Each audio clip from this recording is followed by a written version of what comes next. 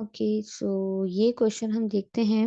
इसकी रिक्वायरमेंट है, what is the amount budgeted to be received from credit sales in September. ठीक है। अच्छा, ये इसके अंदर आपके पास क्या है कि लाइक 4 मंथ्स की सेल्स दी हुई है। मैं इसको रीड करती हूँ। ये आपसे सिंपली बता पूछ रहा है कि बजटेड टू बी रिसीव्ड, यानी कि जो क्रेडिट सेल्स आपकी हुई हैं ओवर द मंथ जून जुलाई अगस्त सितंबर, उसके अंदर आपके पास सितंबर में कितनी आपको अमाउंट रिसीव हुआ होगा। Let's see. अच्छा, इसमें जो और इन्फॉर्मेशन है वो कह रहा है कि भाई like the following details have been extracted from the receivable collection record of C company. Received paid invoices paid in the month after sale, 60% invoices paid in the second month for after sales, and invoices paid in the third month after sales. इस तरीके से ये आपको 12% and ये बता रहा है कि लाइक आपकी जो इनवॉइसेज हैं वो जैसे ही लाइक इसको ये समझ लें कि जो जून में जो ये आपके पास सेल हुई है ना, तो इन द मंथ आफ्टर सेल ये इसका जो 60% है ना वो जुलाई में रिसीव होगा हमारे पास। वो जुलाई का 60% अगस्त में, अगस्त का 60% सितंबर में। Invoices paid in the second month after cell, यानी कि ये इसका 25% इधर से इधर रिसीव होगा, इसका 25% इधर रिसीव होगा। और invoices paid in the third month after cell 12%। तो ये थर्ड मंथ का मतलब क्या है, 1 2 3, इस तरीके से ये रिसीव हो रहा है हमारे पास, राइट। यानी कि थर्ड मंथ में जून का जो 35% कंप्लीट सेल है, इसका जो 12% है वो थर्ड मंथ यानी कि सितंबर में रिसीव होगा। इस ये आपको ध्यान में होना चाहिए। Invoices are issued at the last day of each month. ठीक है। Customers paying in the month after sale are entitled to deduct a 2% settlement discount. ठीक है। अच्छा, ये हमसे सितंबर की मांग रहा है। इसका मकसद है कि जो हम इसकी कितना, यानी कि ये 60% होगा ना इसका, अगस्त का जितनी भी सेल है वो उसी मंथ में हम से पेमेंट हमें नहीं रिसीव होती, हमें उसके नेक्स्ट मंथ रिसीव हो रही होती। ठीक है। तो इसका 60% जब इधर रिसीव होगा तो उसमें आपको 2% सेटलमेंट डिस्काउंट भी यानी कि डिडक्ट करना होगा। Credit sales values for June to September are budgeted as follows, ये जो हमें बताइए कि इस तरह से ये सेल्स है। तो ठीक है, इसका भी डेटा पहले बना लेते हैं हम। देखिए, तो डेटा हमने बनाया है इस तरह से कि like invoices paid in the month after cell, यही चीज़ मैंने यहाँ पे लिखी है।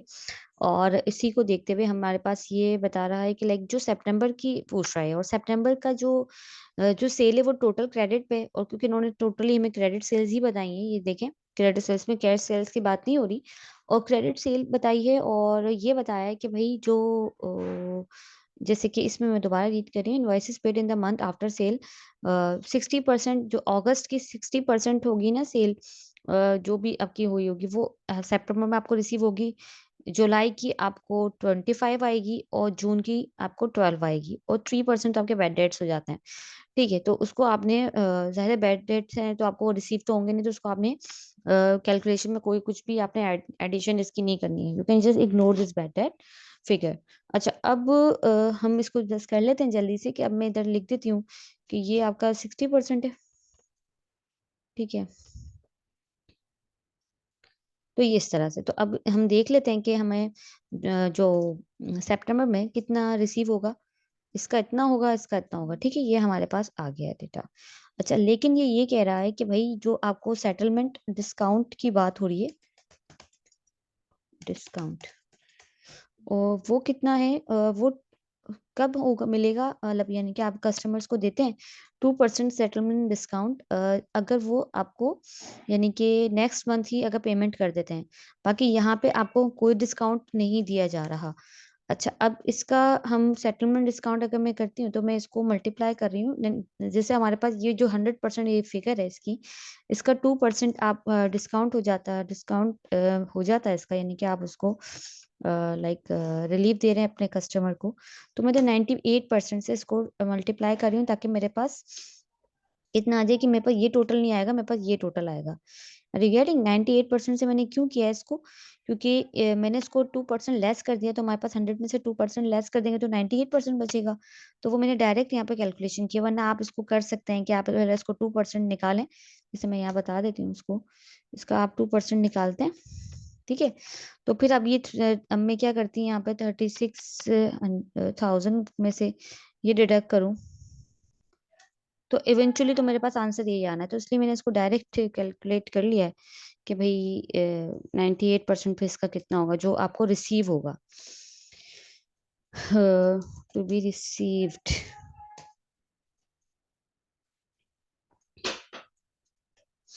To be received in September. अच्छा ये इतना, और इसका तो जाहिर सी बात है यही टोटल है और ये इसका है।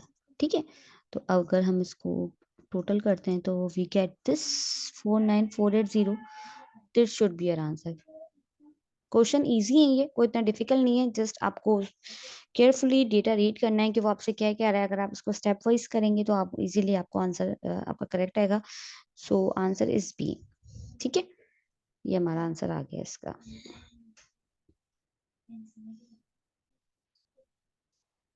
ओके, सो नेक्स्ट क्वेश्चन देख लेते हैं, और ये भी सिमिलर काइंड ऑफ क्वेश्चन है लेकिन इसको मैं करवा देती हूँ।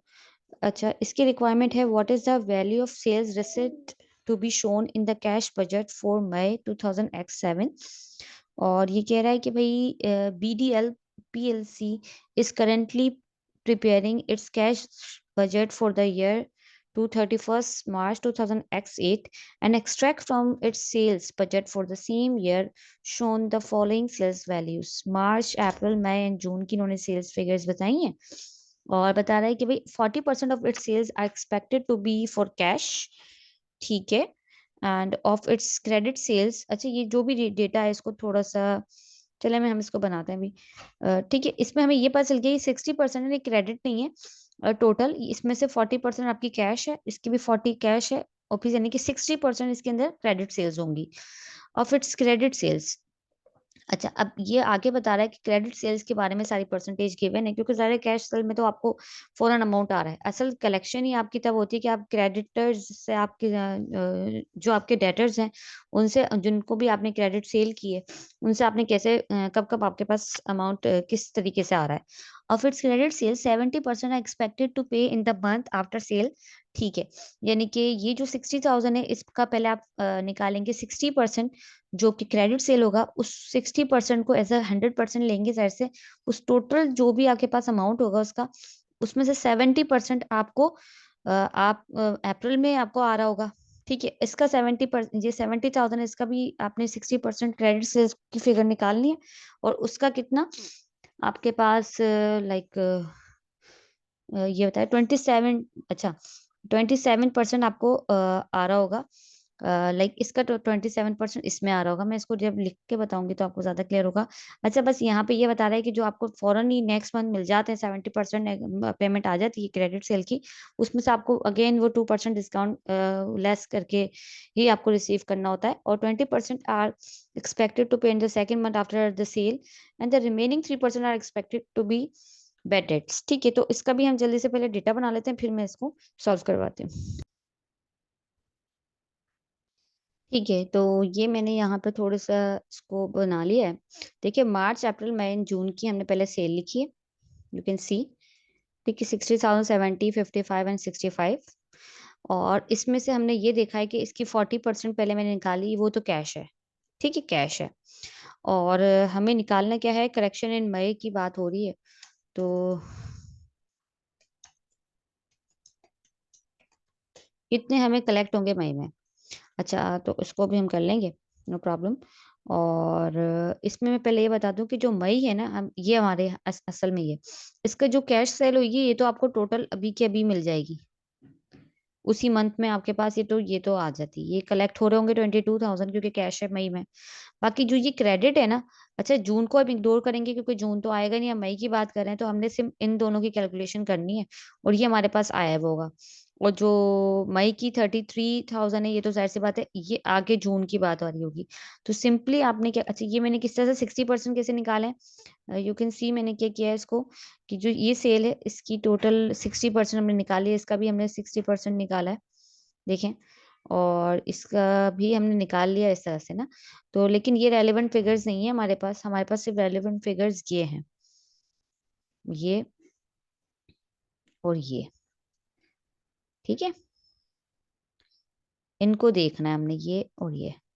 तो इसको किस तरीके से करेंगे कि भाई आपके पास अब ये क्या कह रहा है कि भाई सबसे पहले मैं ऐसा करती हूँ, यहाँ वाली की बात करती हूँ ना, 70% एक्सपेक्टेड ना, तो 70% एक्सपेक्टेड है तो इसका 70% निकाल लो। इसका 70% आपके पास इतना आ रहा है। अच्छा, इसमें से आपने क्या करना है, 2% डिस्काउंट लेस करना है। ठीक है, 2% डिस्काउंट लेस किया तो अगेन मैं कैसे कर रही हूँ, इसको मैं 98% कर लेती हूँ तो मेरे पास 2% का आ गया ना। तो ये जो है ना, ये फिगर आपको रिसीव होगी मई में। ठीक है, ये फिगर रिसीव होगी। अच्छा, इसका आपने क्या करना है, ये अरे गैरिंग क्या मैंने किया है इसका, इसका 70% की बात हो रही है, तो ये मेरे पास 70% रिसीव होगा यहाँ पे, ये 70%। और जाहिर सी बात है ये 70% इतना है, तो इसको मैंने किया कि तो जो अमाउंट टू बी रिसीव्ड वो ये होगा इसका। और इसमें यहाँ पे कितना हो रहा है, 36,000 ना। तो ये कह रहा है कि भाई 27% expected to pay in the second month after sale. अच्छा, 27% है जो मार्च का, वो in the second month, 1 month, और ये first and then second month होगा ये। तो इसकी आपको किस तरीके से आप निकालेंगे ये, उसको हम यहाँ लिख लेते हैं। इसका कितना है, 11,9,720, ये है 27%। देख रहे होंगे आप, इसकी बात हो रही है इसकी ना। तो ये हम लिख लेते हैं यहाँ पर। ठीक है। अच्छा, ये मैं यहाँ पे एज इट इज लिख लेती हूँ ये वाला, और ये जो है ये भी एज इट इज ही आएगा। ठीक है, तो ये आपके पास रेलेवेंट फिगर्स आ गई हैं जो आपको रिसीव होंगी in the month of May. और अगर हम कर लेते हैं इसको, देखते हैं कितना आता है, 60532। और ये है आपका answer, and this should be like, आप बोलेंगे ए इज योर आंसर। इसको थोड़ा सा मैं रिपीट कर देती हूँ कि हमने क्या क्या है। सिंपली आपने इस टाइप का क्वेश्चन एग्जाम में आता है, आपने सिंपली क्या करना है, आपको लिखने पड़ेंगे मार्च अप्रैल मई, जो भी आपकी जो मंथ्स हैं लिखें, उसके फिगर लिखें। और इसमें से आपने जो पहले हमने क्वेश्चन किया था उसके अंदर हमारे पास टोटली क्रेडिट सेल थी, यहाँ पे कैश भी दी हुई है, तो आपने पहले कैश तो अलग कर लेनी है, आपने क्रेडिट सेल्स की बात करनी है, उसी के ऊपर परसेंटेज आपकी कैलकुलेट होगी। तो आपने हमने क्या किया कि पहले इस तरह से किया, हमारे पास मई का हमने साइड में लिख लिया, ये तो रिसीव होना ही होना है, ठीक है, मई में केस कैश सेल है। लेकिन जो प्रीवियस हमारे पास सेल हुई हुई है मार्च में अप्रैल में, इसका कितना कितना परसेंट आपको मई में रिसीव होने वाला है, तो उसके लिए आपने जैसे इसमें दिया हुआ है, again I am reading, of its credit sales 70% are expected to pay in the month after sale and take a 2% discount. तो पहले तो आपने निकाल लेना है इसका कितना, ये वाले का मैंने क्या किस तरीके से कैलकुलेट किया है, ये जो क्रेडिट सेल है इसका 70% निकाला, उसमें से आपने क्या किया है, लेस डिस्काउंट में करें, तो वो आपने यहाँ पे इसको डिस्काउंट अपने पास किया है, तो वो आपके पास कितना आ गया, ये कैन सी, आपने 2% लेस किया डिस्काउंट, तो वो आपके पास आ गया, ये फिगर आपके पास आ रहा है इसका, अगर हम देखें तो। ठीक है, ये आपके पास इसकी इसका ये आ गया है। और सॉरी, ठीक है, और इस मार्च की आपके पास कितनी, लाइक मई में कलेक्ट होगा, आप ऐसे इधर भी लिख सकते हैं, मई कलेक्शन की बात हो रही है, तो मई में आपको कितने कलेक्ट होंगे, मार्च के इतने और अप्रैल के इतने, और मई में जो कैश है वही होगा रिसीव, इसकी क्रेडिट का कुछ भी नहीं होगा, क्योंकि जो इसका 70% है वो 2% लेस डिस्काउंट करके आपको जून में आप रिसीव करेंगे, जो आपने सेल की है, ये 33,000 आपकी के मई में जो सेल हुई है क्रेडिट, इसका आप 70% -2% जो भी सेटलमेंट डिस्काउंट है वो करके आप लेस करके आपको जून में उसकी कलेक्शन हो जाएगी। तो दिस इज वाई आपका आंसर ये है। आई होप ये क्वेश्चन आपको क्लियर है।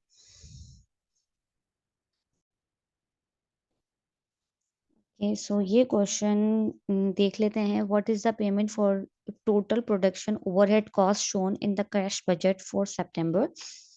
अच्छा, तो और ये बता रहा है कि extract from a companies budget as follows.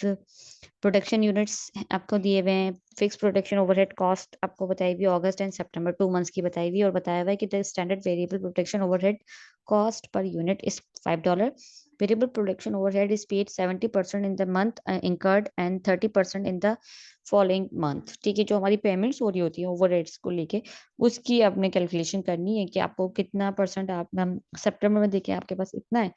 Fix का तो टोटल दिया हुआ है, वेरिएबल आपको खुद कैलकुलेट करनी है। इसमें देखें वेरिएबल आपको बताया हुआ है कि $5 पर यूनिट है, तो ऑब्वियसली इसको आपने मल्टीप्लाई कर देना है 5 से, तो यूनिट्स को, तो आपके पास टोटल जो वेरिएबल प्रोडक्शन ओवरहेड की आ जाएगी, इसको भी आपने 55,100 को आपने 5 से करेंगे तो आपको वेरिएबल प्रोडक्शन आ जाएगी इन टोटल।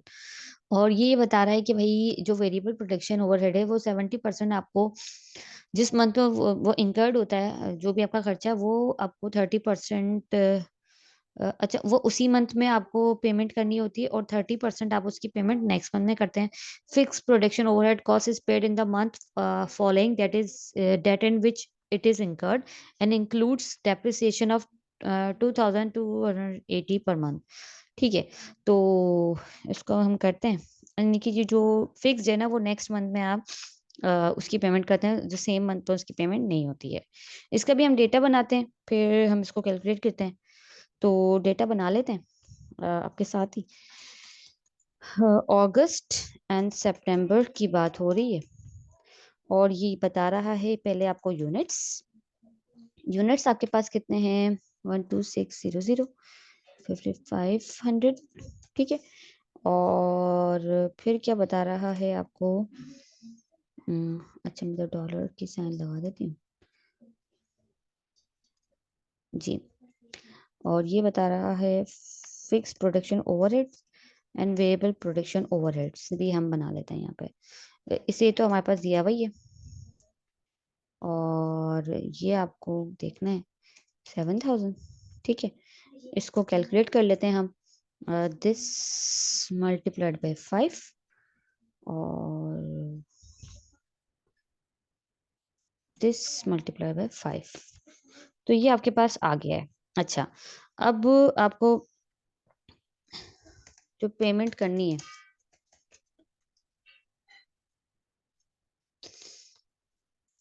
एक मिनट, वो कितनी कितनी आपने पेमेंट सितंबर में करनी होगी। अच्छा, फिक्स प्रोडक्शन ओवरहेड है, इसका आपका यानी कि ये वाली फिगर होगी। ठीक है, तो इसको अगर मैं यहाँ पे लिख दूं, ये तो ये है। दूसरा ये कह रहा है कि भाई इसकी आपने देखनी है कि ये 70% आपका होगा पे, और ये होगा आपका कितना बता रहा है, 30% इन द फॉलोइंग मंथ ना। तो पहले मैं इसका निकाल लेती हूँ कि इसका 30% कितना हो रहा है। ठीक है, और इसका कितना आ रहा है, इसका इतना आ रहा है 70%। ठीक है, ये 70% है। तो अब अ, जो आपकी वेरिएबल प्रोडक्शन ओवरहेड है वो हमारे पास इतना आ गया। कितना आ गया, ओहो सॉरी, ये इसने इसको सम कर दिया है। अच्छा, इनको ऐड कर लें, तो ये आपके पास आ गया वेरिएबल। अच्छा, अब अगर हम इसको टोटल करें तो हमारा आंसर क्या आ रहा है?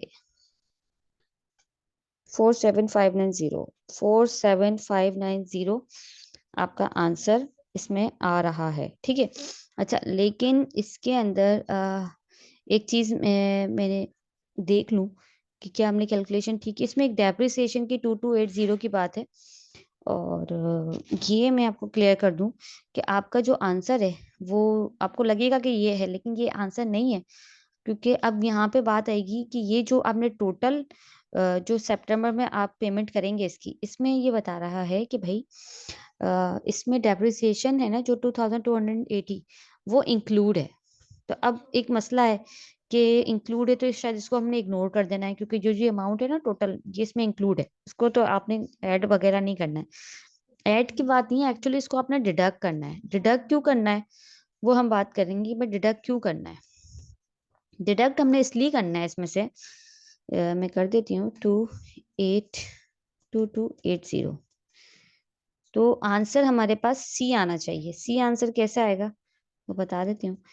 क्योंकि देखिए आपका जो डेप्रिसिएशन होता है ना वो आपका कोई कैश एक्सपेंस नहीं होता है, तो इसलिए इसके अंदर आप वैसे तो कर रहे हो, ये आपका जो एसेट है वो डेप्रिशिएट हो रहा होता है, तो वो आप उसको एक्सपेंस शो कर रहा होता है इनकम स्टेटमेंट में। लेकिन वो एज एन एक्यूमुलेटेड डेप्रिसिएशन आपको बैलेंस शीट में उसका इफेक्ट जा रहा होता है, ये आपका कोई कैश एक्सपेंस नहीं होता, ये आपकी खुद की एस्टिमेशन होती है। इसलिए इसको देख लें दोबारा कि ये हमने किस तरह से कैलकुलेट किया है कि जो हमारे पास ये अमाउंट है ना, सॉरी, आपके पास 9440, उसमें से आपने 2280 डेप्रिसिएशन एक्सपेंस को लेस करके आपको ये फिगर निकालनी है। तो ये पेमेंट आपने करनी है फिक्स्ड ओवर प्रोडक्शन ओवरहेड की। तो आपके पास ये फिगर, यानी कि एक तो ये रेलिवेंट फिगर है आपके पास, ठीक है, दूसरा ये रेलिवेंट फिगर है जिसको आपने निकाला है, तीसरा आपके पास क्या है कि जो ये वाली फिक्स वेरिएबल प्रोडक्शन ओवरहेड, इसकी आपने 30% आपको पेमेंट करनी है सितंबर में, और जो इसका 70% है जो सितंबर में इंकर्ड हुई है, जो भी वेरिएबल प्रोटेक्शन ओवरहेड, वो आपने करनी। तो इन दोनों को आपने जाहिर सी बात है ऐड किया है, तो आपका आंसर ये। सिर्फ इधर जो ट्रिकी पॉइंट था जो समझने का था वो सिंपली ये था कि आपको ये जो डेप्रिसिएशन एक्सपेंस है इसको लेस करेंगे फिक्स प्रोटेक्शन ओवरहेड में से, क्योंकि ये आपका कैश एक्सपेंस नहीं होता है, और हमेशा पेमेंट ऐसी बात है कैश एक्सपेंस की होगी जो आप कैश के तौर पे ट्रीट कर रहे होते हैं। तो दिस इज वाई आपका आंसर क्या है इसमें, सी, नॉट डी।